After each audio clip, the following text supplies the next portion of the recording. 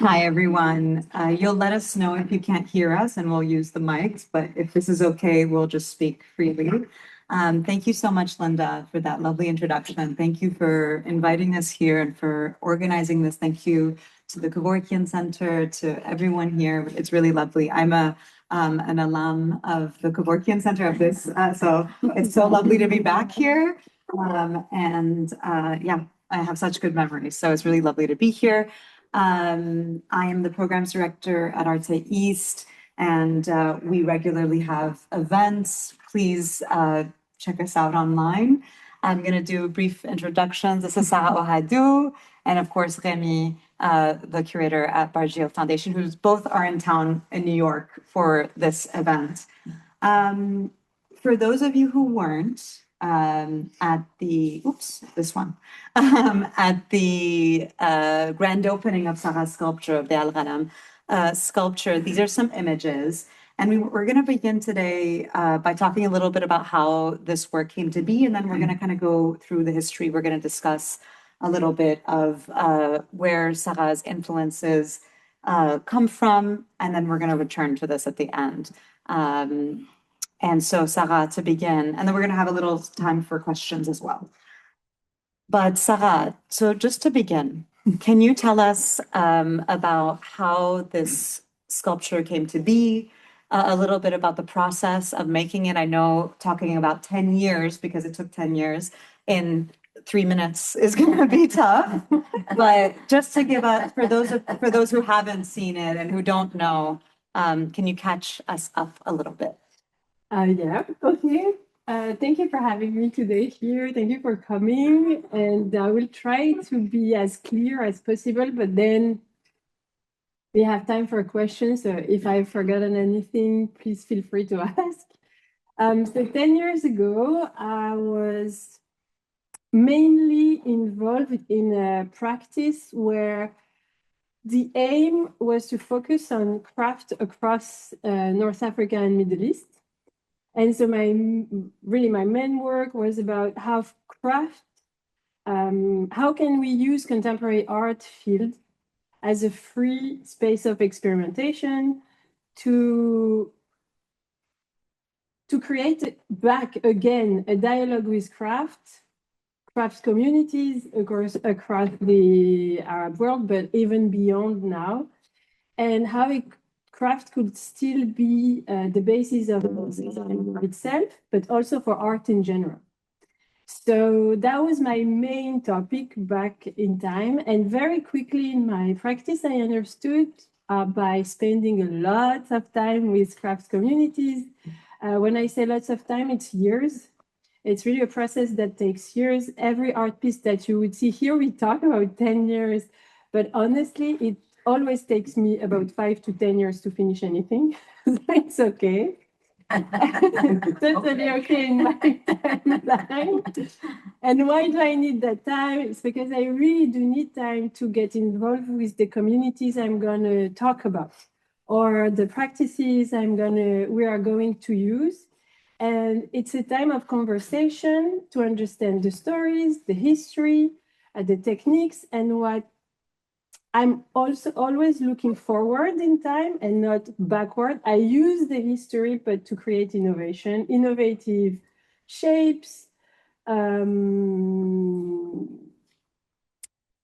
can I say? Even innovation into the economy of the art, economy of the artist, economy of the craft people. So this needs a lot of time. And so 10 years ago, that was my main focus. But then I met with the Little Syrian community. And also, the first time I came to the United States, I think it was 2015, between 2015 and 17, so the moment of the application for this piece. The application. In 17. No, but tell them what the application was. So you had to apply, basically you had to apply to have the public sculpture. Yes, The process. Yeah, so. Yeah, well, okay. But so first, when I arrived to the United States, that was the first time for me to really be seen by foreigners in a way that haven't happened to me before. For the first time, people were waiting from me an identity that was not me, or I felt more complex than what people project on me. And that was very interesting because that happened to me. And at the same time, for the application, so there was an open call, and I had to learn about the community, I had to learn about their stories and history to apply. And so my identity was questioned, and at the same time, I discovered all the work of the poets, all the work of the artists, but also the whole community building economy in a new country, building life, social life, family, new culture to adapt to.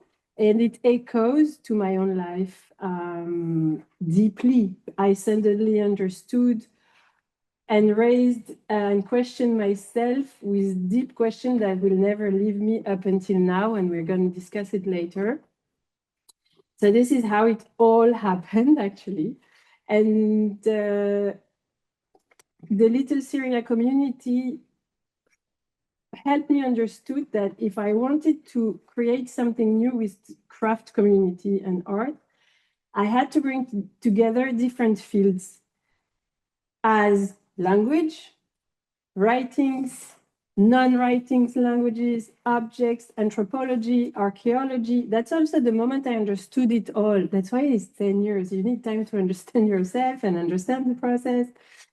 And I understood that because I understood myself, I thought, okay, if I want them to move forward, every people I met who is making an object needs to know where it comes from, how many influences it has crossed paths, because nothing happens alone. And this is what I've learned with this project, and this is what I wanted to communicate through this project. So this is the first time I will use the language as the core of the work. Before that, it would never happen. Since that moment, it's always there. It's all over the work now, because I think it's the topic that never leaves you. It's part of ourselves as human beings. So that was, I think that's how I could explain you my practice and this art piece. A little bit of the concept. Thank you. And then from that, and you mentioned language, and we're going to also explore translation. And Remy, I'm going to ask if you can tell us a little bit about this artist, Mathia Umar, about how her work fits within this tradition and how you see Sarah's work kind of following this. I mean, Sarah, you touched upon many themes, identity, abstraction, letters. Would you turn this way so Yes, you're of projecting out? course. You remember me? I'm sorry. No, it's okay. So, yeah, as Sarah said, the history of abstraction, of letter, of literature in modern art from all across the Arab world is very, rich. So it's my job today to be a bit boring and to go back in time to see some historical examples. And one artist that you can see here, Madiha Omar, is one of the pioneers in using letter as a tool for abstraction in painting. So Madiha was born in Halep in Syria in 1908, but she's, half Iraqi and half Circassian. And, she went back to Baghdad in the 1920s before being the first women from Iraq to be awarded a grant to study in London. So she stayed in London in the 1930s before moving to the US in 1942. So it's actually fascinating to see that this link between, Arabic calligraphy and abstraction was actually born in the US. Because when Madiha moved here, and then maybe we can move to the second slide, she encountered the writings and the works of, many historians, such as, for example, Richard Ettinghausen, the whole story with the center here. And she was absolutely fascinated, to discover in the US all these reflections about the Arabic calligraphy and the script. So in the 1940s, she decided to actually research, the letters, the Arabic letters, their link, with identity, religion, and she decided to decline all these forms to turn them into a more abstract forms and to incorporate them into her paintings. So you have, in these slides, some examples of the drawings and the research that she was conducting. And if you go back, sorry, to the slide before, she also incorporating them into paintings. So we have in the Vargil collection an example, from the 60s, where the artist is actually using the letter Ein that you can see here, all across the painting. And she's, making a comparison with this letter Ein and the form of the eye, which is also pronounced Ein in Arabic. And she made this painting in the 60s, playing with this comparison between the letter, the meaning and the form in itself. So, it's absolutely fascinating. And then also very interesting, at the same time as Madiha was producing all these paintings, she also created ceramics and potteries based on this Arabic script. So, it's also a link that we'll be able to discuss with Sarah. So we have here this example from the Ibrahimi collection in Baghdad with this, tiny ceramic using here not the letter Ain, but the letter Nun, incorporated here in gold script. So it's absolutely fascinating to see how this artist from Baghdad had to travel all the way to the US, to DC, and to really be able, 7 decades ago, to be able to, have all this reflection. And, she met and she collaborated with Richard Ettinghausen, who really pushed her to have, to organize a solo exhibition. So she had one in 1949 in DC, and she published a book. I think she put on display maybe 20 or 25 paintings. And she also wrote a book that was titled The Arabic Calligraphy as an element, an inspiring element for artistic abstraction. So, it's very interesting to see how the US was back then, and still, is being a center of innovation also for Arab creatives. So I guess these are, examples that we can discuss during the conversation. And I think that, well, first of all, this library is the Richard Ettinghausen Library, for those who may not know. So we're literally sitting in part of that history. And I think, we can start to talk about a little bit, when you enter into abstraction, of course, you lose something. You lose a little bit of that direct, like the direct, approach, or like, when you're trying to read it specifically, but you also gain something else, right? And that's also very much related to your work, which we can explore a little later. But we really wanted to talk about these connections that are not, without grounding in the past, and that they are connected. They are directly connected. So let's move to some of your earlier work or your earlier drawings, where you kind of explore some of this abstraction, Sarah. And tell us a little bit about this, and then we're going to move into some of your earliest works where you're really exploring abstraction, ceramic, and form. But it's actually very, very close to everything you just said about this amazing artist. When I came back from the US, I engaged with something I had stopped for many years because I was so focused into craft. So I stopped. It is painting, and also graphic paintings, more like. And the writings, the language brought me back to that, somehow part of myself. And so I've begun to experiment the language in its abstractive shape, thinking of this very particular point that you just brought up about translation. I really do find translation is one of the most difficult exercise ever. And I've met this specific space in many ways in my work. Like when you read a book about the history of Morocco written by someone coming from France, Germany, United States, and trying to translate texts that used to be written in Arabic or used to be oral. And those texts from your family, from your environment, and then you read them in another language. And so very quick, all of us, I guess, we have those questions like, what do we lose? What do we gain? Or are we betraying something? That's the major question I ask myself all the time. And then I always came up with this idea of actually, no, maybe we just transform. Maybe we need to transform to move on. And I've seen this a lot. I mean, I've been studying the history of the objects and the history of the signs upon the objects. And everything goes through transformation. The language is moving, everything is moving. So then I made peace with myself and I began to transform. So I'm speaking many languages. Many of the languages I speak are oral. I have other languages that I've written. The Arabic is part of my culture, but I don't read it. I had to be much older to go back to school to learn Arabic, even though we have, as all the Moroccans, we would listen every day to the Arabic, all the books are in Arabic, I mean, it's part of us. But as many Moroccans, we don't read Arabic either.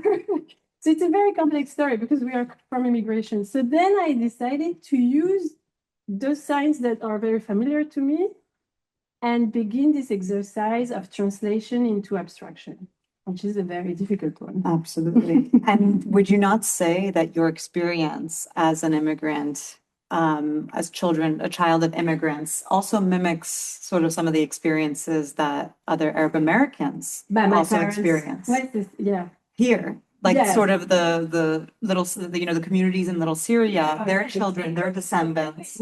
It echoes the community of Little Syria, but the first people I would think about were my parents. Like, how do you move from somewhere to a place where everything, the alphabet is different, the language, the culture, the people. If you think about that move, it's crazy. But I do believe that it will happen more and more in the future. So it's a topic that's going to stick by us. Mm-hmm. And when I've learned about the whole story of Little Syria, it really echoes us, but in a way that it also not solved problem to me, but show me roads that I never thought about, like the poetry, the drawings they began to make, the translation, the question they raised about how does our culture become accessible to this new country, and how do we bring something else there? And that's all that's where I came into thinking about transforming more than losing or more than betraying. It's a process of transformation, and I guess that's where I went to. So I began to abstract the letter and create abstract alphabets, abstract codes, translate text. I began with the Little Syria community text, but then very quickly I also translated oral texts, songs, poems, and I always move from drawing to what I love the most, material like ceramic, glass, embroidery, weaving. So today we're showing you the early work in ceramic. Because I'd like also to deconstruct. So my first move is deconstruction, because I really do believe I need to deconstruct everything to then build up something new. So I began by deconstructing the alphabet, of course, and then all the elements of many different architectural buildings or architectural, like the gelige, the mosaic, architectural elements, deconstructing them to create sort of a new code to construct something new. So that's what you have here. And I use different processes. So this is so as I'm telling you, the first painting you saw is like 2018. This one? Yes, Yeah. so it's early one. I don't even remember. Oh, sorry, this I one. think you know better. No, this one. This one is 2018. Well, I don't remember. I think it's older. It's maybe. It's actually older. It's like 2014. It's older than 2018. I don't even It's not. remember. Yes, because And then this one is it came after. 2014. Oops, sorry, this one. This is 2015, so this is 2014. Yes, is that before, and then this one, and then it never leaves me. You can see this Syria, This one. and this is 2023. Yeah. So it's now I'm obsessed. So these are examples of how the drawings then transform into actual works. objects. Yeah. I really need to go through drawing, dismantling, deconstructing the shapes I study. And then from this, I go to the craft community. We discuss those. So that's where we overlap all we've just discussed. And I bring back to the craft community those topics, hoping that they will move them as much as they moved me. And sometimes it works, sometimes it doesn't work. That's totally fine. So this is how I work. I really go back and forth between history, story, language, anything that would help us to question the objects or the material we are using. And this is an early one. This is the very first one, and we have an example here. And if anyone wants to look at it. And actually, I've made this one with Omar. That was I can pass this. That was Darren Mahmoud. Show and tell, and then you. This is the very first This is one of Sarah's very early work. Well, a long time ago, and Lila kept it at her house. It was a gift. But Can you talk just a little bit more about how you found these communities of craftsmen and how you started interacting with them? So as we said, it takes me years, and as Omar is here, he knows I begin just by arriving somewhere where I know from my family. So of course, everything begins with my family. I have seen. My family comes from craft, but weavers, and I've seen many objects at the house. And so then when I went back to Morocco in that artist residency in Dar El Mamoun, I went with one of my the thing I love the most, which is ceramic, because it's part of our architecture. It's really, really everywhere. So it's part of ourselves, I think. And this is how it all begins. I just move to the place where I think it's made. And then I meet with, I'm helped. I look for help, and the artist residency was one of the biggest help I could have back at the time to understand how I could work. But the idea is to meet as many craft makers around, understand where the craft stands nowadays with all those people, discussion. It could take a month, as it can take 5 years. The ceramic is still on because it's one of the biggest fields in Morocco and in our culture. So it's a very, very long research. Every step of the research, every encounter I make, we try to make something that will be the result of our conversation. So for example, the first time I met, no, we can leave this one. Yeah. The first time I met with the craft people in Marrakesh, I very quickly understood that ceramic is a major business, but touristic business. So ceramic in Morocco is very famous. People live from it really well. If you're a good ceramist, you can make a good living, but you will produce probably the same objects your entire life, dedicated to the touristic market. Mm-hmm. So this is what I've learned very early in 2013, arriving there. And I've decided, and that's what's taking me more than 10 years now, to not to go against that, but to understand how we can make something else and how the young generation can still be interested in doing something else, not just the touristic market. Because the problem is the young generation lose interest in the ceramic. They are losing interest in making the same tagines, which is perfectly understandable. Yeah. And they want to do something else. So that's how the very first piece I did, I thought about the young generation. They were all impressed by 3D printing. The very early stage of 3D printing was back then. And I thought that the sentence I had in my head was exactly, okay, how can I do a piece that looks 3D printed, but it's made by hand? And it will need someone very, very good to make it, because those levels of ceramic are impossible to fire, even to cook. Having 1 centimeters, a millimeter. It's really it's too complex. So that was the first question, and I decided to focus only on that question. So this is how I work. Once we got the answer, so once we succeed on the question, we bring a second one.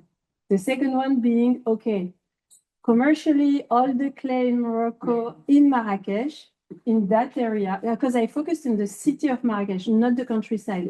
I focused in the market inside, coming from outside, but inside. Most of the clay come from Spain because it's cheaper than the local clay. They lose less pieces. And so the next question was, how can the local clay be profitable? How many years it would take us to have it done? But we are still not there. It's been 10 years. None of the craft people I've met wants to make pieces in the local clay because it breaks too much. So this one behind us is made by the local clay, and I can tell you, it's a struggle to keep it alive. So I understand why.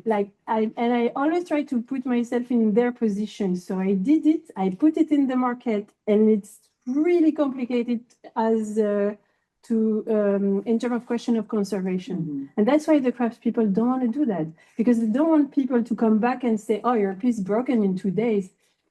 Yeah. But maybe the art field can be the space for that. So I'm trying up until now. But I respect also every time they say no. So this is really how I work, and this is how it takes years. Because all those questions takes one new art piece, and we move, and some are good solution, or others are bad, doesn't work. There is no bad solution, but some doesn't work. And the idea is to stay with them as long as possible, to bring them as far as possible, as bringing myself as an artist. Like it's a real exchange.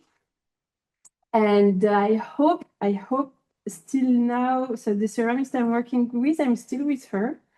And I hope that she's also developing her own practice while I'm developing mine. And that's the idea, is that the art piece answers our needs and is useful for both of us.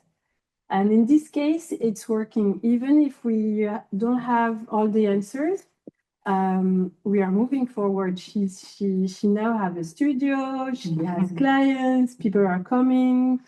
So I think it's nice. So this is how it works. I don't have many crafts people. It's maybe 5, but the idea is to really stay with those 5 as long as possible. And you've been able to sort of support their own work and their own craft. So it's that's a the sort point. of, Right. it's a It's to support relationship between you both, that you both are learning and But profiting. many questions about supporting them are happening now, like 10 years after, because through the whole way, they begin to understand where they want to go. Like some of them, like the craft lady, Fuzia, she's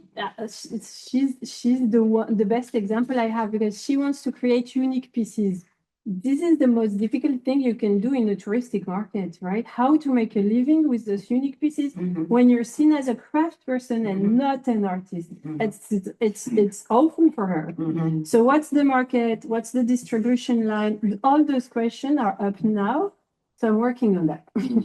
Well, I think it's a perfect time to also kind of, also Remy, for you to tell us a little bit about where Sarah's, like, we're staying in the geography of Morocco, going to Casablanca. There are like a lot of things to say. Yeah. But this relationship between the arts and craft in general has been at the core of artistic modernism in Morocco. So, as you know, Morocco was, has been colonized by France for the longest time. So arts and, the fields of arts and culture and knowledge production was actually copy-paste, from Paris. So all the artists were actually creating, inspired by the Italian Renaissance, using oil on canvas in a very classical / Western academic way. But, in the aftermath of the independence, a group of young artists from Morocco decided to take over the Casablanca School of Fine Arts to actually reshape the institution and reshape, the agenda to really produce a new generation of artists who would be able to connect with the identity of Morocco. So, they are named as the Casablanca Art School. The three founders were Mohamed Melehi, Farid Belkahia, and Mohamed Shaba. So you have, for example, here, Mohamed Shaba in his graphic design studio. So, they were actually opening the school to different influences. They were they were collaborating with craftsmen, either, from the cities or the countryside. They were, encouraging students to have a look at very old jewelry. I think we had a couple of examples.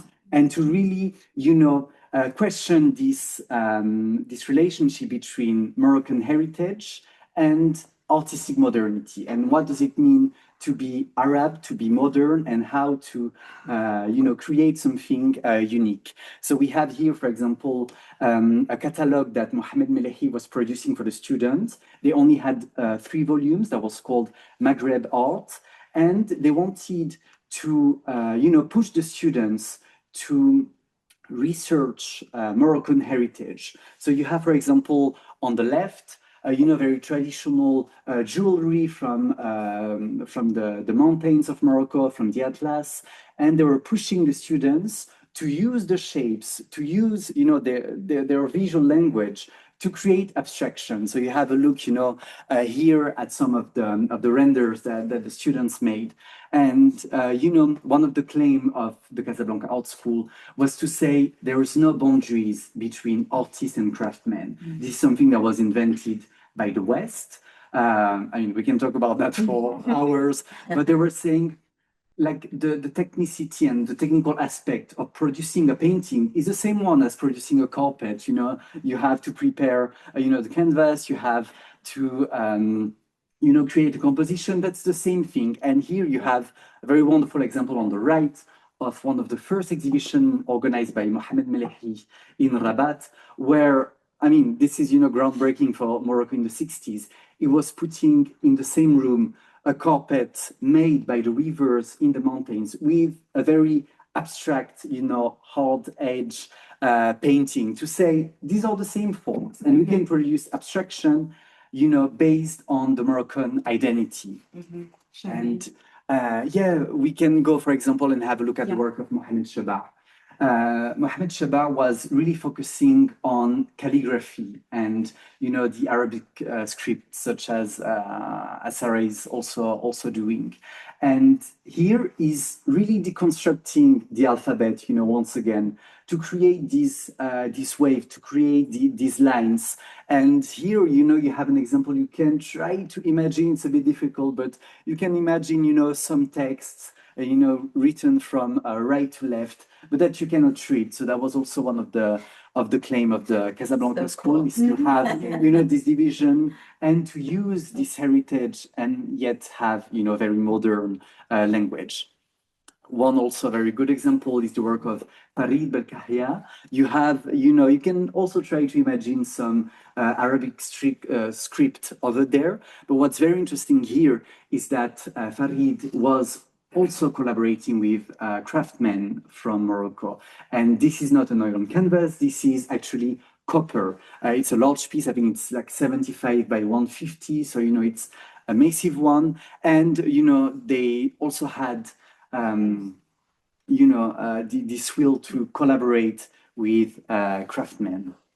And then, of course, one very good photo. We can talk about this for hours, but one of the central elements of the Casablanca Art School was also to open the school and to say art is for everyone.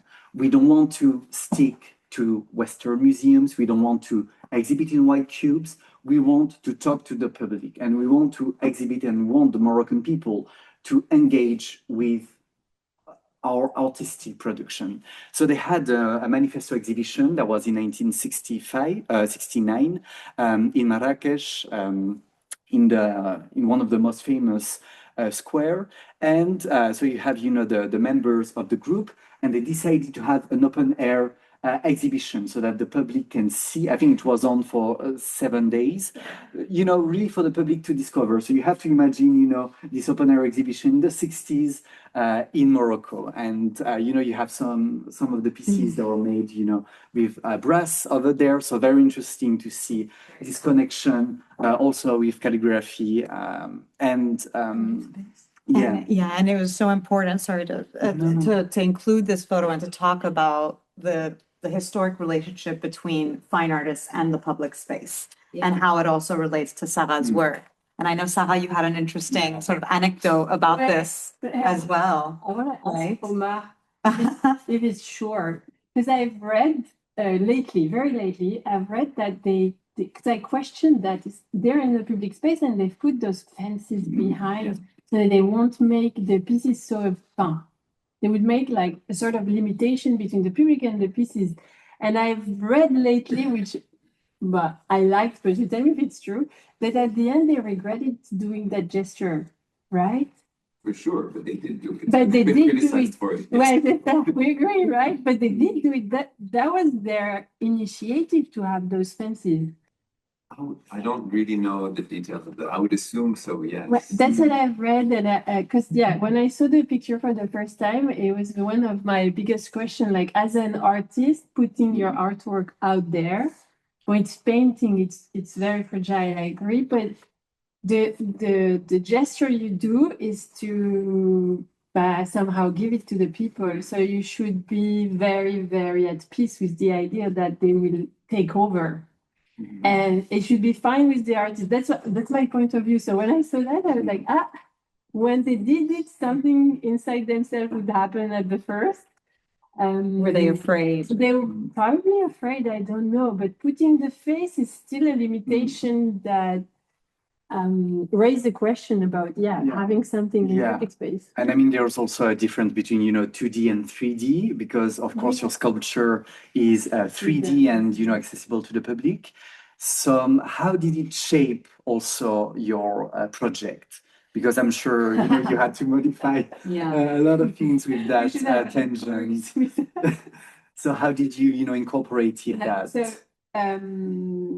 this is my first public space art piece, right? So the thing is that you work with the organization like Park and Recreation and the city, and those organizations have the constraint, and they know what would be damaged quickly, what won't be damaged quickly. So those are the first question, and that probably they didn't know back then. That's why they are protecting their paintings, because none of the organization I've met would have let me put painting outside.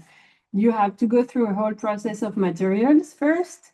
But then you also, I had the time by discussing with all those organizations to think about the visual impact, think about the position in the park, the function, because we have benches, and benches means that people will take over quickly. They're going to sit, they're going to use it. So you really have to be aware of the fact that right after you unveil it, it's not yours anymore at all, which I find so great. So then you have first the art piece was, the application actually asked us to think about something on the floor. Remember that? Well, remember that. First it was the floor. Yeah. And I've made a proposition for the whole floor of the park, because I thought if we want to have a big impact, we should use it all. That was not possible at all. Yeah. It's that simple. So from impossible to impossible to impossible, we had to move. So that was not possible at all. And quickly the question of colors happened. Because then I thought, so the Park and Recreation, the city, the finances, all those questions ask us to shrink the piece. We had to think about something smaller. It's still big, but we had to think about something smaller than what we thought we could do. And so then the visual impact is a huge question, because you want it to exist. So that's one of the questions that shaped the art piece. Made me choose color. First, I wanted it like Klimt. I wanted it gold, but also because I saw in many drawings and calligraphy from the poets a lot of black, a lot of gold. So I wanted to stick to that at first. I'm passing through many other questions because it's 10 years of change. But it's all question of visibility, functions, not to harm the plants, not to harm their new design for the park, because they did, they did renovate the whole space with new plantation, trees. We've learned very lately that some trees were where we wanted the art piece, so we had to move. So this is a real complex combination of constraints. And don't forget the sewage line. Oh my God, I forgot. Yeah. So even the placement of the sculpture is like, it's almost like, oh, this is the only space where you can do something. This is the only space where you can do something. And so from all those restrictions, I came up with the idea of, okay, it has to be colorful, to be impactful. We needed the sculpture because only the benches, it will disappear through time. So we need something. Here's an example of the benches at the end. Ooh, we're going to talk about those works, but I don't know. oh no, I didn't count. I see, I hear. It's here, but I don't know why it's not. It's more like canvas. Okay, well, sorry, we can't, it's not showing. But anyway, And The benches, you can't show. yeah, I don't know why it's. I don't know why it's here, but it's not here, there. but it's not there. Anyway, so thinking about public space is working with a lot of restrictions. But I do believe that, but that's probably because I come from the design field. I do believe sometimes restrictions, I had to use those restrictions as new inputs and think of always something that would work better. But we fought for the sculpture to have it there. And the yellow, so the color, this is one of the major questions I've received lately. The yellow, it's because very lately, I think it's 2 years ago, not even when we were at the end of the whole process, we understood that we couldn't use the gold anymore. And we had to choose something else. The park is mainly in the shadow. The whole project is talking about enlightenment. So yellow came as very naturally as the best option. And I'm glad it's working so well. All the green surrounding this yellow is working quite well. So this is how you think about an art piece in public space. You think of restrictions. Yeah. And I wanted to maybe, and we're gonna kind of go, jump to this slide for you. So this is So how we I can trained. talk about, so we can talk a little bit about the language, how, it came from this 2D place, it went to the 3D and where sort of, a little bit about, this is an older work from 2020. No, but I used I used the 10 years we had of pushing us back to train myself, which is good. Because I could experiment. So during those years, I really thought, okay, let's experiment the 2-dimensional. So this is what it is. I built up the abstract shapes and alphabet, and I began to translate Arabic text, very short ones at first, and see how it would look like. This is a big one, but I've tried small sizes, huge sizes. So this is really, it made me make art pieces. But I really do see those art pieces as experimentation towards the final one you can see at the park. And then I even pushed it forward. Here I translated an oral songs that should normally have no writings that matches it. And the only way, I thought of both ways, to translate it, one using this new type of abstraction that I had created after Little Syria community encounters. And the second one, as I told you, I work with craft communities, so I study objects. And one of my favorite things to study is all the signs that are embodied into the objects that craft people make. The signs in the carpet, in the pottery, Here they are. So I have a catalog of signs. I have plenty actually in the studio, where I gather all the signs I encounter in the different craft I could make in Morocco, but also in other countries. So here it's the Japanese book. There is the Moroccan one. Lately, I've done the Tunisian, the Uzbekistan is the very new. I'm really into that. And so I've also begun a new body of work where I use those shapes in the object to translate other texts. And that's what you would see on the back of this art piece, but I think let's say it's here. Sorry. Don't know if it's sure. Stop. Yeah, But we have it. So this is the same song with two different type of translations. Yeah. Um, And we wanted to just kind of connect it when we were talking earlier. Yeah, I mean, it's like with the very, work.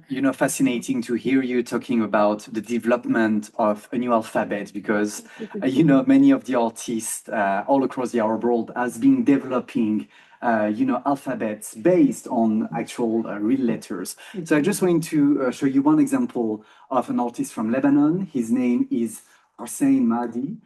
He was, very active in the 60s and 70s, and he made a set of, prints based on Arabic letters. So you have here, all the Arabic, letters that he's using to really abstract and create all these very unique visual compositions. You have here, for example, an example of the letter wow that you can see, reproduced over there to create basically a new graphic form. I mean, what's very fascinating with the work of Hussein is that he's creating these tiny symbols, and we have the chance here to have the opportunity to see his work in New York at the Met.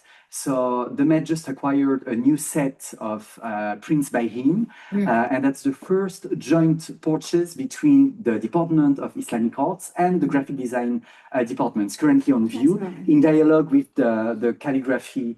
The calligraphy and the manuscripts from the Met. So it's very interesting to see this use of the letter. And I think, Sarah, you were, saying that you also have a background in graphic. Yes. So how did it inform your the development of your own alphabet? Like, how did everything? But that's what's very fun. I think that I just. But once again, when I met the work of the people of the Little Syria community, when I saw how they began to combine abstraction, calligraphy, poetry, visually, and I was in the field of contemporary art, that was the very first tiny move I allowed myself, thinking, oh, wait, I can combine everything actually. I don't need to stick to each field. I can totally merge them and just be myself. And that's what happened, is that I just began to understood that I could create something. And then I went further by even overlapping architecture, architectural techniques, different material like glass, wood, calligraphy, craft, and the graphic, creating a graphic element. Yeah, and you also, talked a lot about deconstructing shape. And can you maybe talk a bit more about this one and its link to architecture? It's a window. It's a window. So the history of glass in Morocco, or I think the history of glass in our mind, if we think about it, but mainly in North Africa, it begins with architecture because we don't have that much blown glass pieces. It's not like Iran, it's not like Syria where you have blown glass pieces and you could think about glass and other type of pieces. Here, we do really think about architecture in all the Medinas, all city centers that is disappearing slowly, trying to be saved, of course, lately. And I just took that element, the windows of those old houses I knew, And I began to write inside poems that I would, sometimes it's even surat from Quran that I would take, talking about light. And the idea was to confront also the craft community who has huge knowledge in stained glass or wood, but confront them to everything we just said and show them work from the Little Syrian community, work from the School of Casablanca, my own paintings, and asking them, okay, with all we have in architecture, all you know what to do. Because the people who make this piece are people who are actually working in the architectural field, making the windows for palaces. So this is a really nice studio to visit, actually. And so I brought all those topics to them and asked them if we could make something coming from an architectural element that would look like a painting. And this is how it happened. So this is how I just overlap everything. And you also even took this another step further. I think like what we've been showing are such different variations, not only with material and form, and then you really keep pushing it with every project. And then this example over here Yeah, is it's a truly a very new also experimentation and iteration. And yeah, tell us a little bit about this one, which But it's a house. It's a house made by letters. So this is it. I've been to the desert of Tunisia to study what's left from the very first house of the humans in the desert, the tent, the nomadic tent, you know. And I wanted to learn how they weave each part of the tent. So that's why I went back to Tunisia. And I needed Morocco, I know, but I needed to know what's left in other countries. So I've been also to the desert of Qatar. I've been to many different ones, but Tunisia was something very special because you could see how much that first house that's a way of living that belongs to that specific space has disappeared and have been replaced by concrete. But imagine a house of concrete by 60 degrees. Doesn't work. No one sleeps inside the house. So then I saw this very interesting landscape of concrete houses just made to show people that you have a concrete house. And then outside the house, tents where people actually live. Yeah. So I call it the dismantled house. And they will bring out things inside the concrete house, outside to cook, to sleep. So there's it's amazing to see how much we struggle with all the paradox that we live in. And this is how I decided to create this poem, The Dismantled House, of a house. This is what I saw. So like here, it's a curtain window and it becomes a letter. which one? The pink one here. This one. This one. Okay. This is like a door that closes. Those are windows. The hublot that I saw many times in the houses. It's useless but beautiful. Doors, open doors everywhere. They can't close anything. It's completely impossible. It's too hot. And then I also thought about this poem about playing different roles in your life and moving between different spaces in your life, and that's the poem. So it's at the same time architectural elements and letters. Each piece is I thought of them like that. And we're gonna go back. Oops. Okay, what did I do? Oh, no. Oops. Okay, yeah, we're gonna go back to some of your ceramic works with the use of color, which are these are newer works. Well, this is lately. Yeah. This is very late work. This is very new. 2025. Yeah, this is 2025, so it's not here. But very quickly here, I'm just experimenting to go even further in the idea of translation, and it's going further and also moving backwards in our childhood.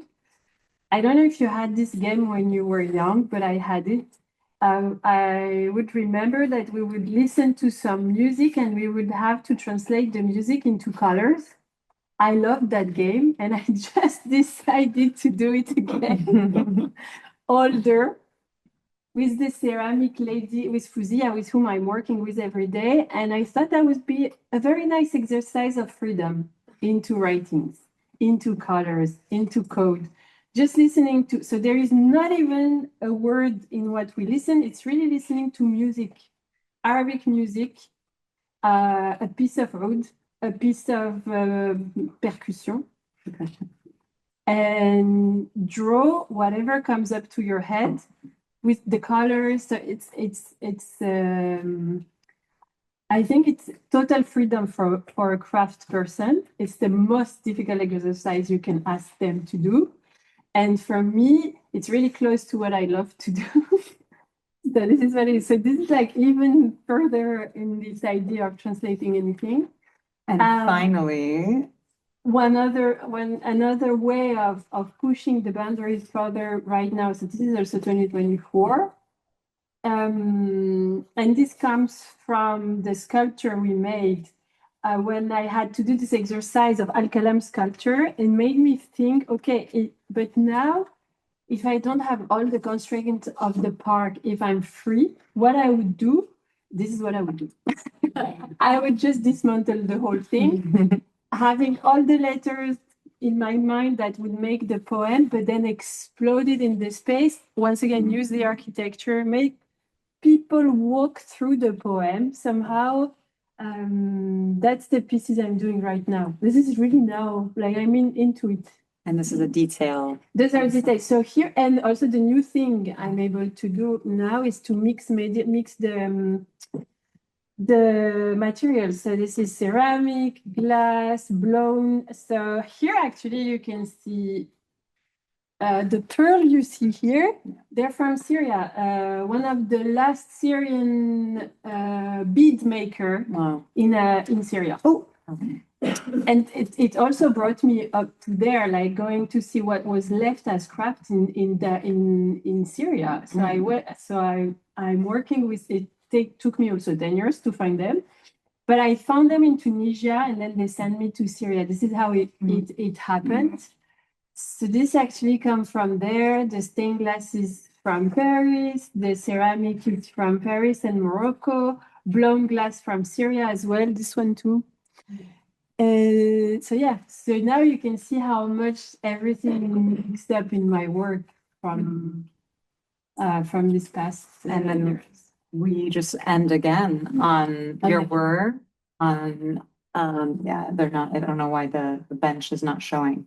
But this is the main sculpture. And yeah, I think that if there's any questions about sort of where this work like emerges from, really, we tried to really give a good sense of how this work emerged from your practice, Sarah, how your practice is so intertwined, of course, and so rich, the multiplicity, the exploration of form, of color, of material, really leads us to this sort of like chef-d'oeuvre that you have here that just opened. And we're a little at time, but I do think that we should open it up for a few questions. And then, of course, we have a break afterwards. So if you have any... And a little bit of lunch. And a little bit of lunch, of course. And so if you have any questions afterwards, you can also, ask Remy and Sarah and myself. But yes. Before you open up for questions, what's the issue with the benches in the context of your design? I was there and I sat on the benches, so I'm just curious, what's the issue with The picture is not loading. No, I have the picture. Oh, we know what would you try to but tell? first I think we first didn't, but the issue is all the people who are going to use it, how it's going to be damaged very, very quickly. Yeah. So we had to think of the mosaic, of the best way to have the mosaic put together, the technique itself of the mosaic. Like if we put gold there and it's damaged very quickly, that doesn't worth it. So we go for the yellow. If it's damaged, we can replace it, cheaper price. Found cheaper, still expensive, but less. You have to think about the heights as well, and how it will affect the structure. This how it doesn't show. The bench itself, the stone bench. So we had call up a picture of the bench. I'm gonna try and just read. So how do we put it there and how it will affect the park and recreation installation? That was the main problem. It's how we use what's already there without damaging it too much and at the same time making it last. There's a piece. Yeah, That's the I main got it. Yeah. So then you have to think about my the God. weight of the piece, how it's fixed to the stone and does not damage the stone. But it's those type of questions, and so then you have to think of the height, the weight, the structure behind this black steel structure. So it's a combination. Those are, but mainly it was do less damage to park and recreation space. I think in general, mostly, Well, I think it's normal. the concern is mostly nowadays is about the skaters. Well, right. Not so Are we much the benches also? and Oh my God! Yeah, I think true. it's the skaters. If you kind of have the other letter, probably they would love They to would. just have a ride. I think it's- But that's yeah, true. Yes. Any other questions? Yes, Can you please. say something about the material you use and the fabrication process? Yeah, so as I said, I'm into crafts, of course, you know, you understood. And I really wanted, first I wanted stained glass in the public space, you remember? But it was completely not possible. It was very beginning. But it was important for me because stained glass is one of the materials that gather us as a community together. You will find it in every Middle Eastern, North African country, like even beyond. It was a nice material for us all, and not possible. So then I moved to glass mosaic. So this is glass mosaic. Okay. So it's not ceramic, it's glass shaped into mosaic. And I've never used that before. Up until now, I've never used that technique. So to me, it was a nice way to go through something new for myself as well. And we work with Stephen Yoto, who is one of the most famous person who does it in public spaces. So we needed someone who knew all about the constraint of being in the snow and in the heat in the summer, the cracks, the rain.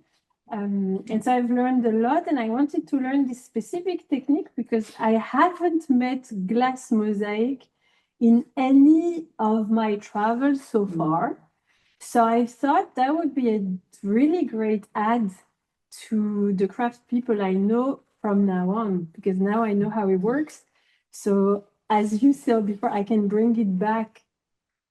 I don't know if I would like to work somewhere else in using this type of. So you put the glass on concrete or metal or? Concrete. I think it's but it's not, I didn't Oh, make you it. didn't do it, yeah. So, but I think it's concrete. But I think it's even more complex than that. So it resists the rain. So I do believe he has his own coop. Is she saying behind the, Where yeah, you have seen that.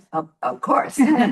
You were there. Yeah, so it's concrete board, it's Right. backing board, yeah. But And then And the sculpture itself also concrete. no, the sculpture is a mix. The sculpture is a mix of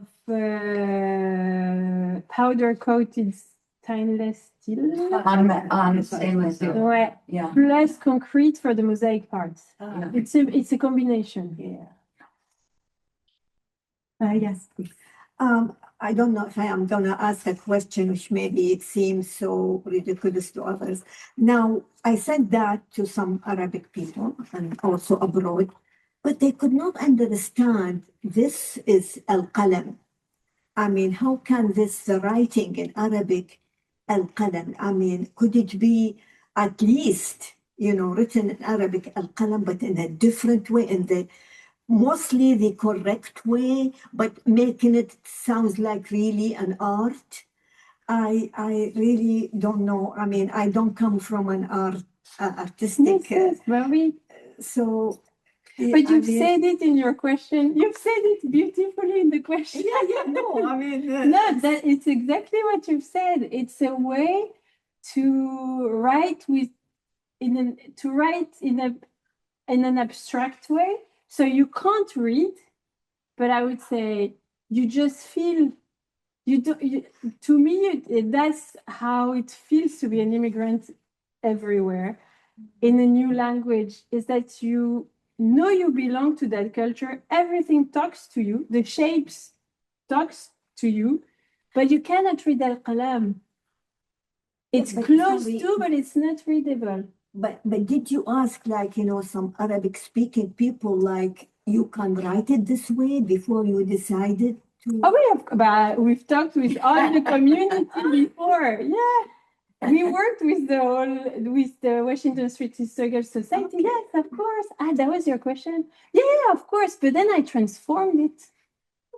Then I changed it. But yeah, of course, I've got, so the base is the word Al-Qalam. The what? The base. The base of the art piece is the Arabic writing of the word Al-Qalam, yes.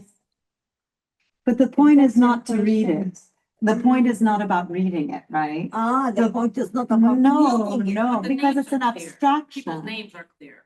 But yeah, people's names, the point is to read them. Yeah. Yeah. But the point as well is to translate an experience, right? To translate an experience of immigration.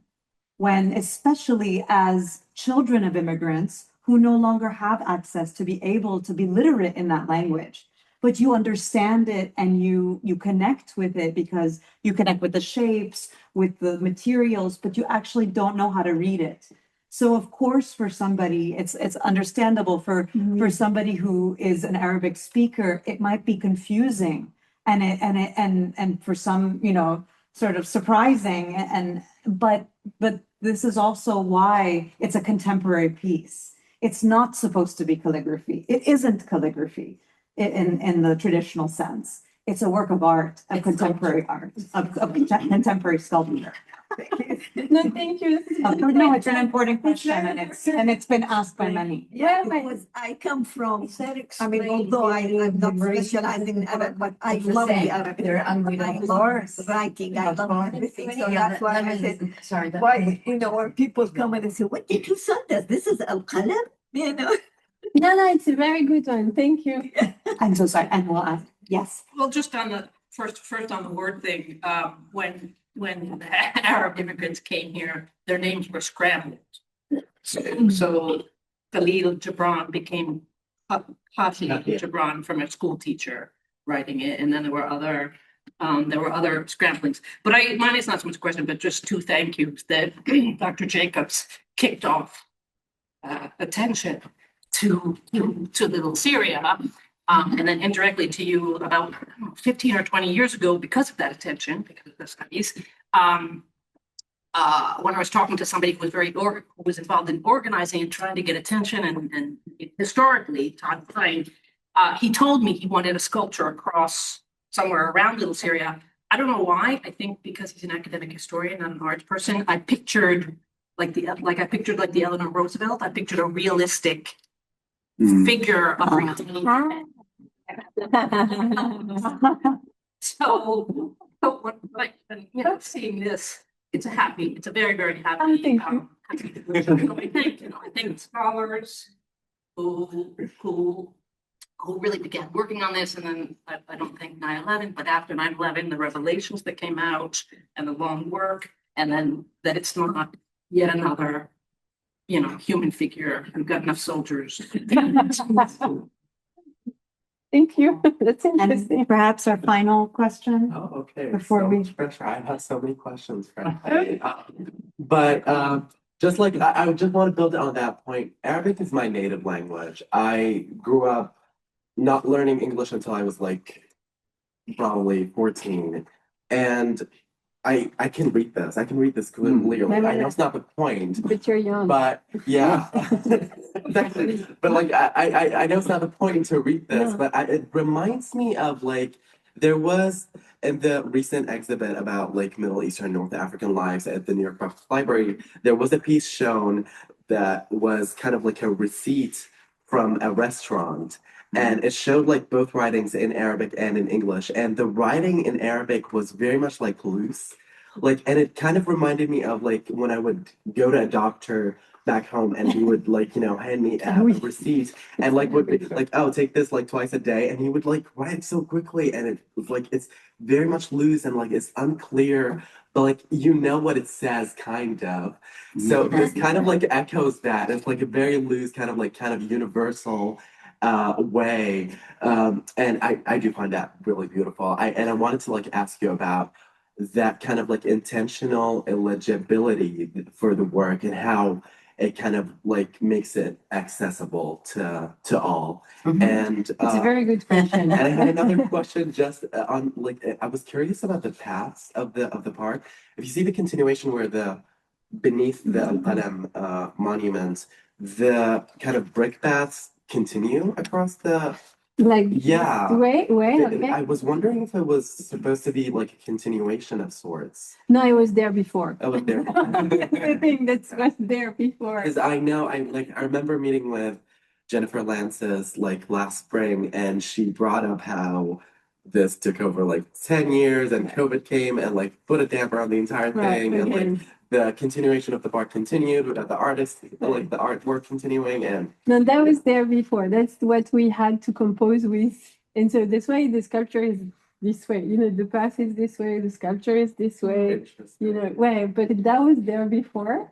And to answer your first question, but it's very simple to me to answer that. For now, it's simple to me, but it took me a long time to understand. But when I see actually my family, so it's kind of like you coming to France, not speaking a word in French, and having to fill all the administrative paper in a foreign language with everything new, but they did it, and they did it well. And they're still doing it since 40 years. They still don't know how to read French or English. And I just began, when I met with the Little Syrian community, I began to look at them and trying to understand how they see the world and how they see the writings. Like, how does it work in their brain? Because if you ask my mom and my dad, they are able to tell you, oh, this is, I don't know, Marseille, this is Paris, this is... Now they're like, this is Chinese, this is Thai. So how does it work in their brain? And somehow they are making themselves universal because they're able to do that move that's so complex in the brain. I think it's complex in the brain when you don't know what's in front of you. And I always say, okay, they read by shape. They read by culture. They know that the color, the shape, that's what they read. They would say, oh, this belongs to this territory. Oh, this belongs to there. The combination of those shapes means it's coming from there. This actual way of thinking comes also from craft. When you make a carpet in craft, your composition is a color, is a thread. So when my mom or someone sees a carpet, she knows where it comes from, what animals, where it traveled, what plant makes the color. So this is how they also read. And I love that because it is much more universal than an alphabet. No? Mm-hmm. So this is what I'm trying to do here. And I'm saying I'm trying because, I mean, it would take many lives to really be able to do something like that. But that's the point. And when I applied, I remember that I said, so this is New York.